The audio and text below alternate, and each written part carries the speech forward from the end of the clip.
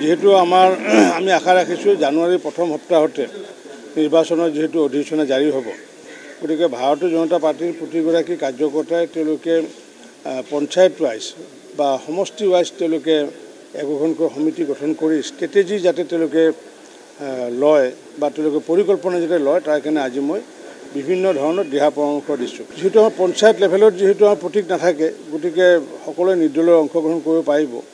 আৰু আমাৰ মাননীয় মুখ্যমন্ত্ৰী ডক্টৰ হিমন্ত বিশ্ব শৰ্মা ডাঙৰীয়াৰ মনৰ কথা হৈছে যে ভাল মানুহ আহিব লাগে।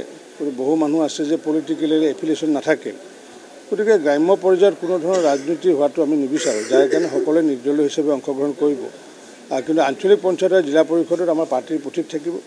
গতিকে আমাৰ দলে আমাৰ আঞ্চলিক পঞ্চায়তৰ সদস্যৰ ক্ষেত্ৰতে হওক বা সভাপতিৰ ক্ষেত্ৰতে হওক বা জিলা পৰিষদৰ আমাৰ সদস্যৰ ক্ষেত্ৰত যিমানখিনি প্ৰচাৰ অভিযান চলাবলগীয়া আছে চলাব। যিহেতু এটা মন্ত্ৰী জয়ন্ত মল্লবৰুৱা ডাঙৰীয়া আছে, চন্দ্ৰমোহন পাটোৱাৰী ডাঙৰীয়া আছে, আৰু তেনেকুৱাকৈ বৰক্ষেত্ৰী সমষ্টিটো আমাৰ নাৰায়ণ ডেকাই আদি কৰি বহু কাৰ্যকৰ্তা আছে।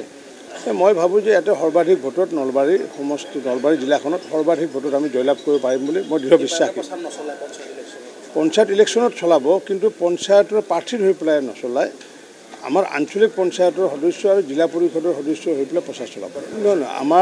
আমাৰ এটা সিদ্ধান্ত দিয়া আছে যে সমষ্টি ভিত্তিক কোনোবা সমষ্টিৰ ভিত্তিত যদি কাৰ্যকৰ্তাই যদি ভাবে তেতিয়া কৰিব, আৰু যদি সমষ্টিৰ কাৰ্যকৰ্তাই যদি ভাবে যে নাই কৰাৰ প্ৰয়োজন নাই তেতিয়া নকৰে। সেইটো আমি সমষ্টিৰ ওপৰত এৰিছোঁ। মিত্ৰতাটো ক'ৰবাত কৰিব নকৰিব সেইটো আমাৰ ৰাজ্যিক বা জিলাৰ আমাৰ কোনো ধৰণৰ সেয়া নাই। সমষ্টি ভিত্তিক যিখন সমিতি হ'ব সেই সমিতিখনেহে সিদ্ধান্ত গ্ৰহণ কৰিব। আমি সম্পূৰ্ণ সাজু। আমি কেতিয়া নিৰ্বাচনৰ ডেট ঘোষণা কৰিব তাকে আমি অধিক অপেক্ষাৰে ৰৈ আছোঁ। যিহেতু আমি আশা ৰাখিছোঁ জানুৱাৰীৰ প্ৰথম সপ্তাহতে নিৰ্বাচনৰ যেহেতু অধিসূচনা জাৰি হ'ব, গতিকে ভাৰতীয় জনতা পাৰ্টিৰ প্ৰতিগৰাকী কাৰ্যকৰ্তাই তেওঁলোকে পঞ্চায়ত ৱাইজ বা সমষ্টি ৱাইজ তেওঁলোকে একোখনকৈ সমিতি গঠন কৰি ষ্ট্ৰেটেজি যাতে তেওঁলোকে লয় বা তেওঁলোকে পৰিকল্পনা যাতে লয়, তাৰ কাৰণে আজি মই বিভিন্ন ধৰণৰ দিহা পৰামৰ্শ দিছোঁ। যিহেতু আমাৰ পঞ্চায়ত লেভেলত যিহেতু আমাৰ প্ৰতীক নাথাকে, গতিকে সকলোৱে নিৰ্দলীয় অংশগ্ৰহণ কৰিব পাৰিব। আৰু আমাৰ মাননীয় মুখ্যমন্ত্ৰী ডক্টৰ হিমন্ত বিশ্ব শৰ্মা ডাঙৰীয়াৰ মনৰ কথা হৈছে যে ভাল মানুহ আহিব লাগে। বহু মানুহ আছে যে পলিটিকেলি এফিলিয়েশ্যন নাথাকে, গতিকে গ্ৰাম্য পৰ্যায়ত কোনো ধৰণৰ ৰাজনীতি হোৱাটো আমি নিবিচাৰোঁ, যাৰ কাৰণে সকলোৱে নিৰ্দলীয় হিচাপে অংশগ্ৰহণ কৰিব। কিন্তু আঞ্চলিক পঞ্চায়ত আৰু জিলা পৰিষদত আমাৰ পাৰ্টিৰ প্ৰতীক থাকিব।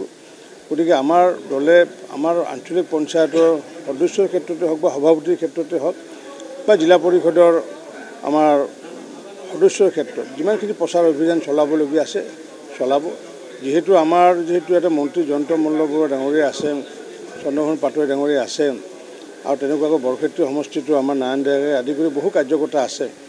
মই ভাবোঁ যে ইয়াতে সৰ্বাধিক ভোটত নলবাৰী জিলাখনত সৰ্বাধিক ভোটত আমি জয়লাভ কৰিব পাৰিম বুলি মই দৃঢ় বিশ্বাস কৰোঁ।